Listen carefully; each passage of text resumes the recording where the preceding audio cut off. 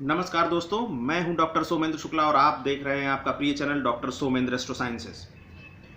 मित्रों, आजकल जो भारत और पाकिस्तान के बीच में तनाव की स्थिति बनी हुई है, उसकी परिणति क्या होगी? भारत के प्रधानमंत्री श्री नरेंद्र मोदी और पाकिस्तान के प्रधानमंत्री इमरान खान, इनकी कुंडलियों में ग्रह किस प्रकार से विद्यमान हैं और अगर इनमें टकराव होगा तो उसकी क्या परिणति होगी? कौन ताकतवर बनकर उभरेगा और किसके ग्रह दशा ऐसे हैं कि वह निश्चित तौर पर पराजय की ओर जा सकता है। आज इसको हम लोग विश्लेषित करने का प्रयास करेंगे, बिल्कुल न्यूट्रल होकर। केवल कुंडलियों के आधार पर यह देखेंगे कि कौन सा ग्रह किसकी कुंडली में क्या परिणाम देने वाला है। एक बार फिर से रिक्वेस्ट है कि अगर आपने चैनल सब्सक्राइब नहीं किया है तो कृपया इसको सब्सक्राइब कर लें और बेल आइकन को दबा दें ताकि मेरे वीडियो जब भी मैं पोस्ट करूं सबसे पहले आप तक पहुंच पाए और ज्योतिष की सबसे प्रामाणिक जानकारी आप तक पहुंचती रहे। जो पिछले वीडियोस में आपका प्यार मिल रहा है उसके लिए मैं आपका आभारी हूं। चलिए शुरू करते हैं। पहले देखते हैं श्री नरेंद्र मोदी जी की कुंडली क्या कहती हैं, उनकी ग्रह दशाएं किस प्रकार की उनकी कुंडली है। इस पर हम पहले भी बात कर चुके हैं तो बहुत विस्तार में नहीं जाऊंगा, लेकिन अगर ग्रह दशा की बात करें तो नरेंद्र मोदी जी की कुंडली वृश्चिक लग्न की कुंडली है। इमरान खान की कुंडली भी वृश्चिक लग्न की कुंडली है। बड़ा दिलचस्प है ये मुकाबला। और नरेंद्र मोदी जी की कुंडली में लग्न के स्वामी मंगल स्वयं लग्न में विराजमान हैं। इस वजह से जो आक्रामकता आपको दिखती है, जो एग्रेशन है नरेंद्र मोदी जी में, जो पराक्रम है नरेंद्र मोदी जी में, जो जुझारूपन है, वो ये मंगल इनको प्रदान करता है। लग्न में ही इनके चंद्रमा भी विद्यमान है और चंद्रमा नीच का है तो सामान्यतः देखने पर यही कहा जा सकता है कि चंद्रमा खराब परिणाम देगा, लेकिन चंद्रमा यहां पर नीच भंग राजयोग, प्रबल नीच भंग राजयोग, प्रबल कैंसिलेशन ऑफ डेबिलिटेशन क्रिएट कर रहा है।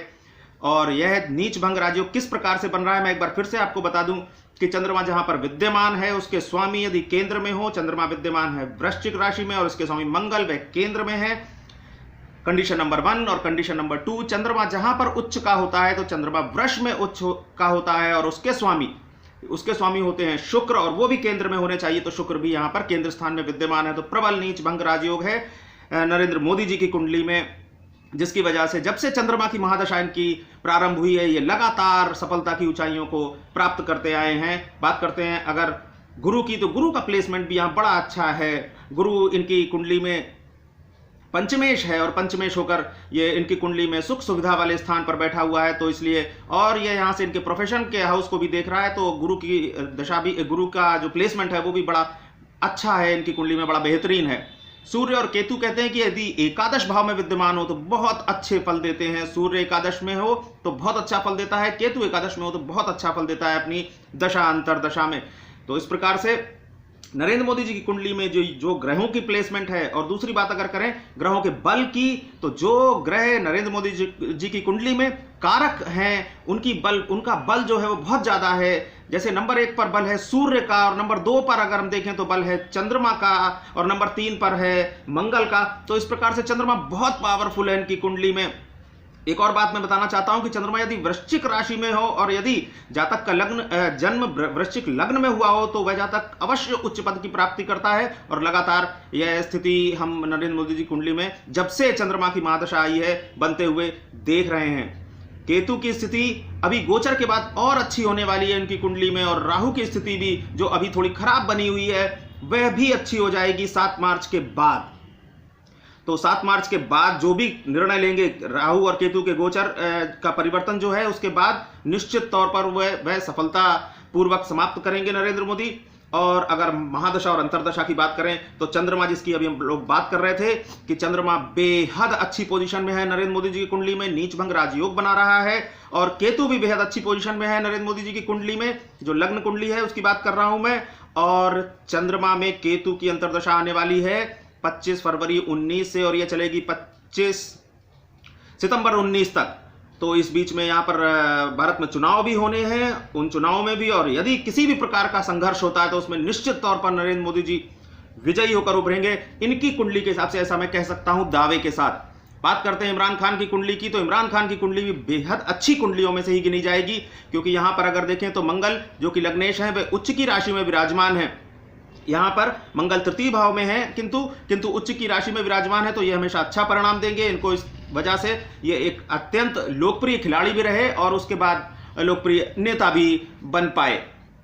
बात करें यदि लग्न में इनके सूर्य विद्यमान है, लग्न में सूर्य भी एक अगर देखा जाए तो ऐसा योग है जो अगर हम लोग मैरिड लाइफ की बात करें तो बहुत खराब नहीं होता, बहुभार्या योग का निर्माण करता है ये। और इसी वजह से जो इमरान खान है इनकी कई सारी शादियां भी हुई, किंतु यहाँ पर जो स्वामी है सप्तम भाव के, उन स्वामी की प्लेसमेंट बहुत खराब है, इसकी वजह से इनकी शादियां चल नहीं पाई।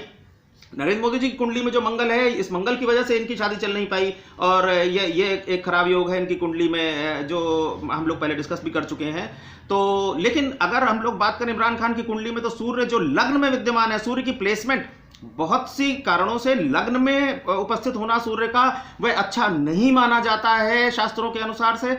और यहाँ पर इनकी कुंडली में लग्न में विद्यमान है, निश्चित तौर पर इनको यश वैभव संपदा जो है वो मंगल की वजह से इनको प्राप्त हुई है, किंतु सूर्य की प्लेसमेंट कुछ कारणों से बहुत अच्छी नहीं है। एक और इनकी कुंडली में बड़ा अच्छा प्लेसमेंट है, और वो प्लेसमेंट है इनके भाग्य चंद्र का, और वह चतुर्थ भाव में, यानी सुख सुविधा, यश, मकान, धन, संपत्ति, उन सारी चीज़ों के लिए बड़ा अच्छा योग बना रहा है। और वह इनकी कुंडली में जो है चतुर्थ भाव में विद्यमान है, जो इस भाव को ही का कारक है, जो सुख सुविधा, धन संपत्ति का। तो चतुर्थ भाव में चंद्र का विद्यमान होना इनकी कुंडली में अच्छा है। किंतु अब बात आती है यदि महादशा और अंतरदशा की, तो इस समय इनका मार्केश की महादशा चल रही है। बहुत महत्वपूर्ण है इस बात पर ध्यान देना कि इनके लिए शुक्र जो है वो मार्केश है, सप्तम का स्वामी है, और सप्तम का भी स्वामी है और द्वादश का भी स्वामी है, और ये मार्केश जो है उसकी इस समय महादशा इनकी चल रही है। और मार्केश की महादशा में जो सूर्य की अंतरदशा चल रही है, जो 7/12/2018 से प्रारंभ हो चुकी है और 7/12/2019 तक जाएगी। और मैं स्पष्ट तौर पर बृहद पराशर होरा शास्त्र का उल्लेख करना चाहूंगा यहाँ पर, जो कि भारतीय ज्योतिष में, वैदिक ज्योतिष में सबसे प्रामाणिक ग्रंथ माना जाता है। मैं उस बृहद पराशर होरा शास्त्र के एक श्लोक का उल्लेख करना चाहूंगा। शुक्रस्यांतर्गते सूर्य संतापो राजविग्रह।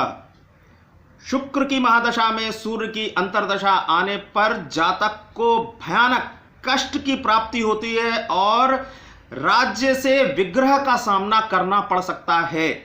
और शुक्र चूंकि मार्केश है, तो यहां पर दो प्रेडिक्शंस मैं कर रहा हूं, नोट कर लीजिएगा इसको, कि इस शुक्र की महादशा और सूर्य की अंतरदशा में पहली बात तो ये अपना प्रधानमंत्री पद खो सकते हैं 7/12/18 से 7/12/19 के बीच, नंबर 1।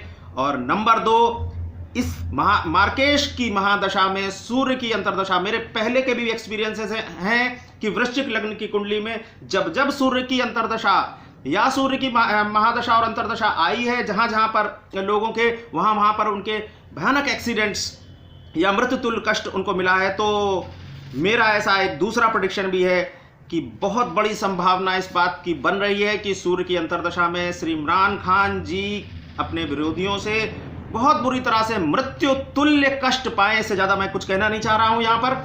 मैं समझता हूँ कि इतना काफ़ी है कि ये जो अंतरदशा है इनकी सूर्य की शुक्र के महादशा में, ये बहुत बड़ा कष्ट इनके लिए क्रिएट करने वाली है। तो इनको बहुत सावधान रहने की ज़रूरत है, बहुत सोच समझ कर निर्णय लेने की ज़रूरत है।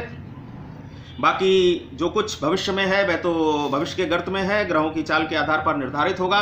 वीडियो देखने के लिए धन्यवाद, नमस्कार।